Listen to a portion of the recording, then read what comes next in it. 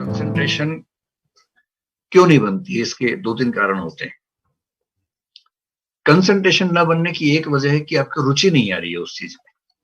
जैसे मैं ऐसे बहुत बच्चों से मिलता हूँ, बोलते हैं कि हमारा ध्यान कमजोर है, हमारी कंसंट्रेशन पावर ही कमजोर है, हम कंसंट्रेट कर नहीं पाते हैं।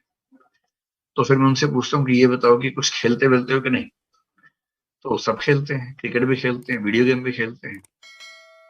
तो जब मैं उनसे पूछता हूँ कि वीडियो गेम खेलते समय कंसंट्रेशन कैसी रहती है, पबजी खेलते समय जब हत्याएं करते हैं सामने कई लोगों की, उस समय कंसंट्रेशन कैसी रहती है, तो उस समय उनकी कंसंट्रेशन जबरदस्त रहती है।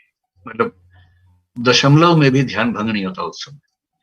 क्रिकेट खेल रहे हैं, बैटिंग कर रहे हैं, सामने बॉलर आ रहा है, बॉल लेके एक सेकंड को भी ध्यान भंग नहीं होता, अच्छे से ध्यान लगा रहता है।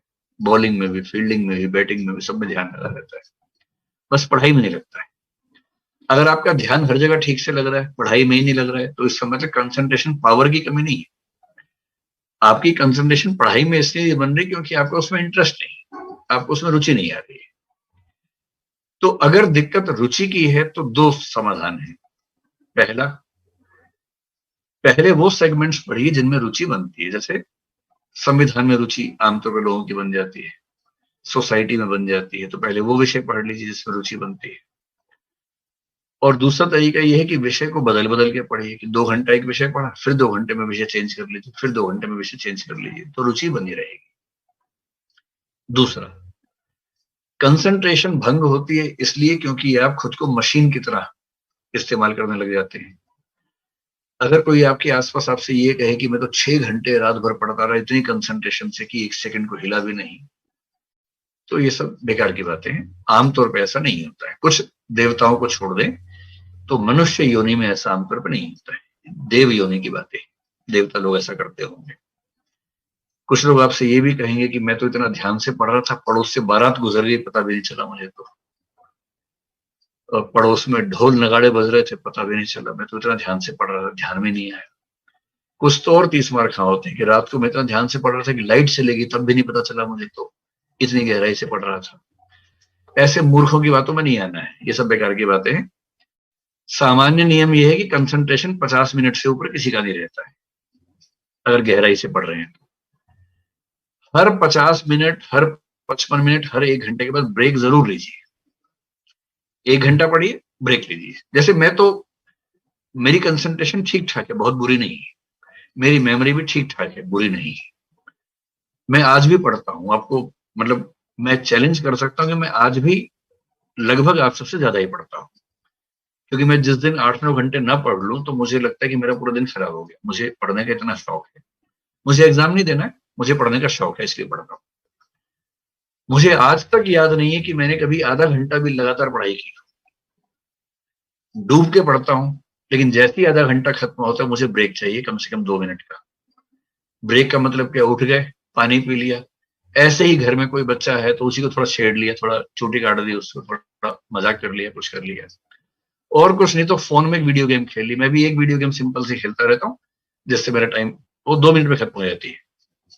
वो पूल एक गेम होती है, वो खेलता हूँ। तो हर आधे 1 घंटे में एक वीडियो गेम खेली 2 मिनट की, या किसी को परेशान कर लिया, थोड़ा सा हंसी मजाक कर लिया, या पानी ही पी लिया कम से कम उठ के एक बार। इतना होते ही दिमाग फ्रेश हो जाता है, फिर आप उसी कंसंट्रेशन के लेवल पे फिर से पढ़ पाते हैं।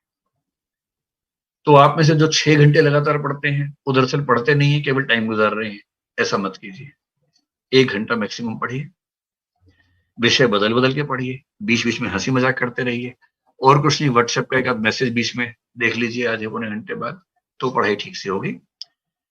कंसंट्रेशन कमजोर होने की तीसरी वजह ये होती है कि आप किसी उधेड़ बुन में हैं, कोई स्ट्रेस है।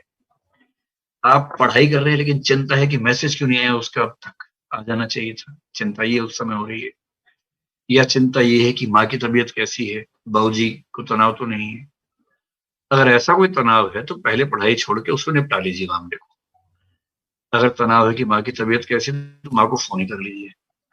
बाबूजी तनाव में हो तो बाबूजी को फोन करके बात ही कर लीजिए अच्छे तरीके से। किसी का मैसेज नहीं आ रहा है तो इतना ईगो मत रखिए, मैसेज करके पूछ ही लीजिए भाई मैसेज क्यों नहीं आया। फिर मैसेज आ जाएगा, निश्चिंत होकर फिर पढ़ाई कर लीजिए उसके बाद। क्योंकि आपकी उम्र में तनाव भी तो बहुत सारे रहते हैं ना। इतने सारे तनावों को झेलते हुए पढ़ाई करनी होती है। तो अगर कोई ऐसा डिस्ट्रैक्शन है किसी वजह से कि वो क्या सोच रहा होगा, वो क्या कर रही होगी, बाबूजी क्या कर रहे होंगे, तो पहले उसको निपटा लीजिए, फिर पढ़ने बैठिए। तो कोई एक्सटर्नल सोर्स ऑफ डेविएशन अगर है जिसकी वजह से कंसंट्रेशन नहीं, उसको खत्म कीजिए।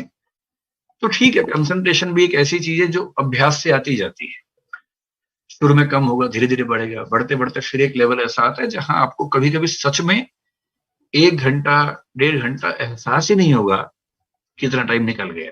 कभी कभी ऐसा होने लगेगा।